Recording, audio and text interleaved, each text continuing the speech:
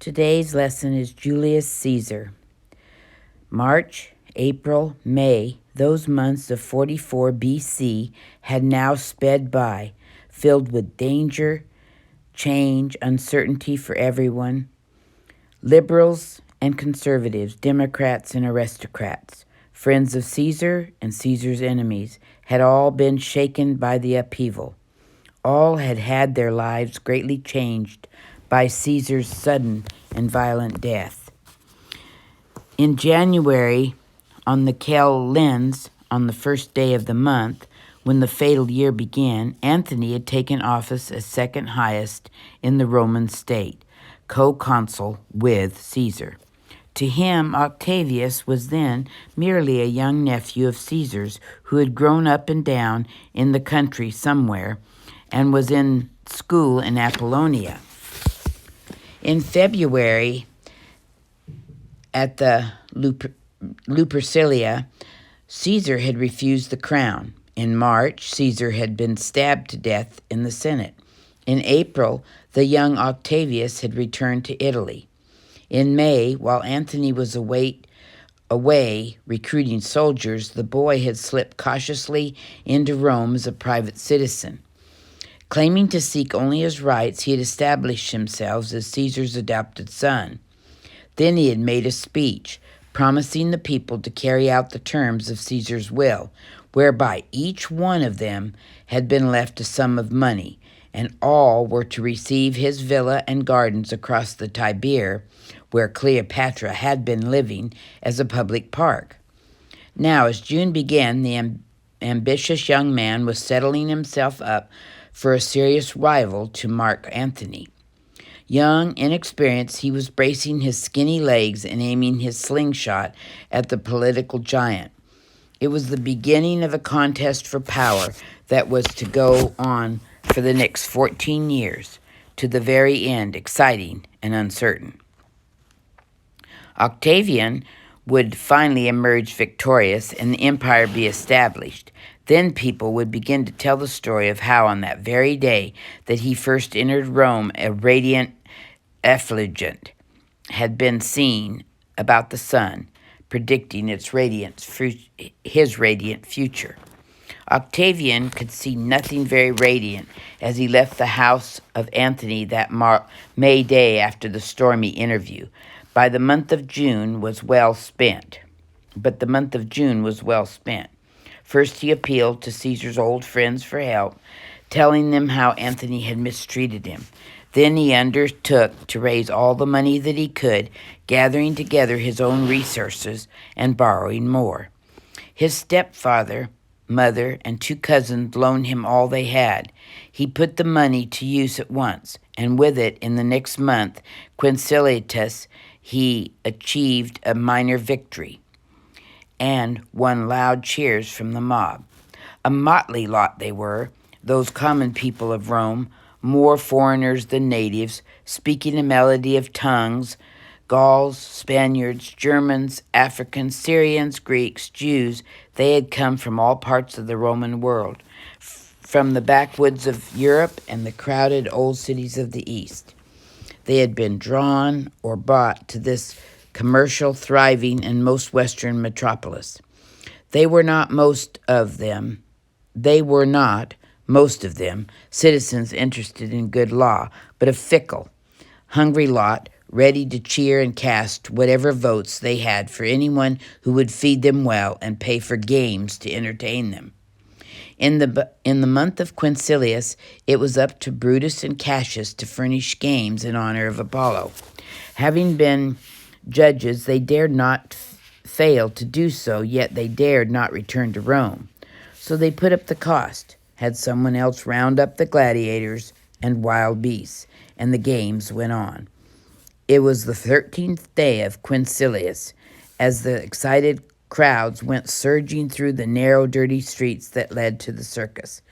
Hot, sweaty, under the blistering sun, breathing garlic, they jostled one another, laughing, shouting, and cheering in a frenzy of joy, but not for the games. Not for Brutus and Cassius were they cheering, but for Octavia. Planning to make the games a flop, Octavia had shrewdly chosen that day to distribute the $15 each that Caesar had left the people in his will. Each citizen, therefore, in the crowd, butcher, fuller, baker, peddler, or whatever, had in his hot, sticky fist more money than he could earn in a month, or perhaps in 2 months. No wonder that they were shouting loud cheers for the dead Caesar, who had not forgotten his people. Loud cheers for the young Caesar, who had kept his promise. That was the first thing the Octavia did with his money, but not all. Later in the month, he too furnished games in honor of Caesar in his latest victory. For in celebration of all the victories, the people expected games to be given them by the successful general. Caesar had died too soon, so Octavia put them in. Once more, in that hot, midsummer month of Quincilius, the streets were full of an uproarious holiday crowd, streaming out to take their seats on the long wooden grandstands of the Circus Maximus. There they would bet on their favorite gladiators as they strolled in, flexing their strong, naked muscles, glistening with olive oil. Or they would argue and wager about the comparative strength of the lions, pitted against each other, whose deep roars as they caught the human scent could be heard through the uproar of the crowds and the shrill blare of the trumpeters. Wild beasts tearing each other to pieces and young men hacking each other to death. That made a wonderful spectacle for the Roman crowd, a thrilling and successful day. One thing only marred it for Octavia. He had hoped to display the glittering crown of golden laurel leaves that Caesar had been allowed to wear, and also his golden chair, but that had been forbidden. Something far more thrilling, however, than the sight of those tokens of earthly power and glory took place that very night.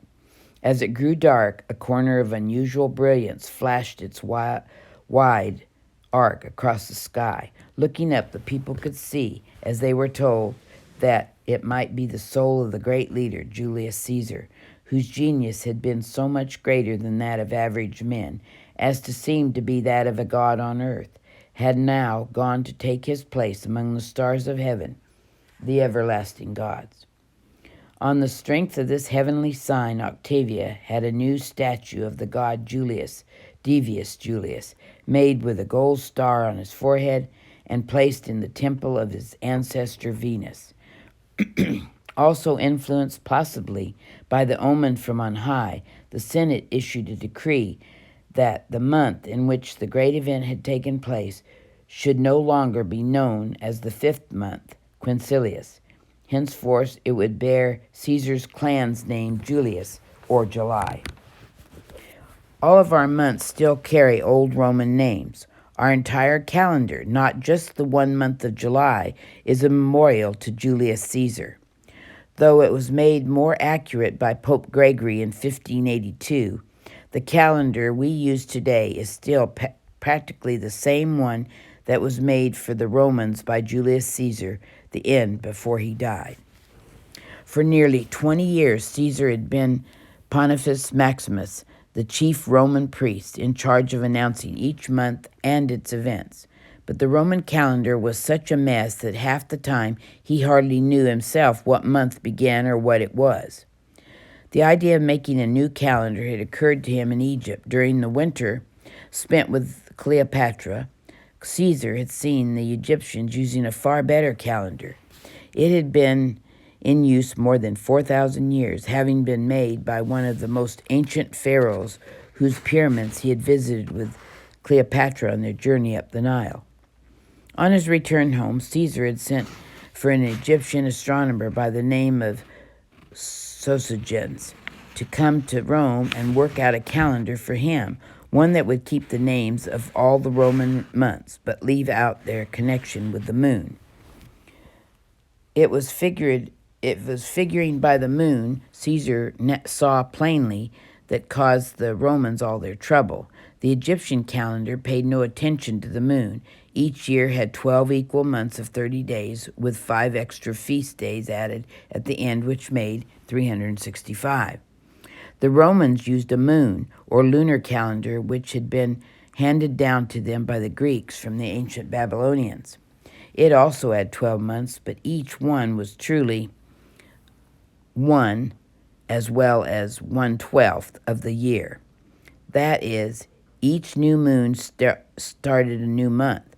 But when several nights were cloudy and the man on watch for it failed to catch the sight of the new moon, who could tell when the month began?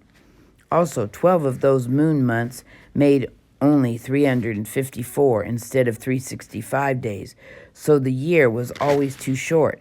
The months kept coming around too soon and getting out of season. Spring's months turned up before the winter was over, summer months came in early spring, and so on. Sosigenes found, when he reached Rome, that the year 46 BC had come out about 90 days too short. So the first thing he and Caesar did was to rack on 3 extra months. Then they figured out new months, discarding the moon entirely. The Roman priests, some of them, were horrified. They said it was sacrilegious to give up the old way. But Caesar wanted a calendar that would keep itself in order, not one that was only the high priest could manipulate. The calendar of his would have 365 days, he had thought, just like the one in Egypt. But Sosigenes had said that he could make one still more accurate. 365 days were not exactly the correct number in a year. We now know, he said, that it takes the sun about 1/4 of a day more than that to travel around the earth, or 365 1/4 days. Caesar was determined to have the best and most specific calendar that could be made, including that 1/4 of a day. Thus it was set up, the calendar which we had inherited and which was made originally in ancient Egypt at that very earliest date recorded in history, the year 4241 BC. 45 BC was the first year that the new Julian calendar was put into use. To the Romans who counted time from the founding of their city, that year was 709. 709 it was said to be since Rome had been founded by Romulus, one of those famous twins who had been brought up by a wolf. Mars, the god of war, was supposed by the early Romans to have been the father of those twins, and it was for him that they named, which was then the first month in their year, Martis, or March. January, when later took first place on the calendar, was named for Janus, another early god who had 2 faces, showing that he could look both to the past and to the future, and he was gatekeeper of heaven. And from early times a temple to Janus, in the same shape of a great gate, had stood near the Forum. In times of war the gate stood open, but it was to be closed in those rare times when Rome was at peace. Only twice so far had the gate been closed. Never during Julius Caesar's lifetime. Now, at his death, Rome was to be plunged into 14 more years of evil civil war. Possibly old Janus, looking to the future, could see an end to it, but no one else. Caesar's enemies and friends were marshaling their forces. Mars, bloodthirsty god of war, was sharpening his sword.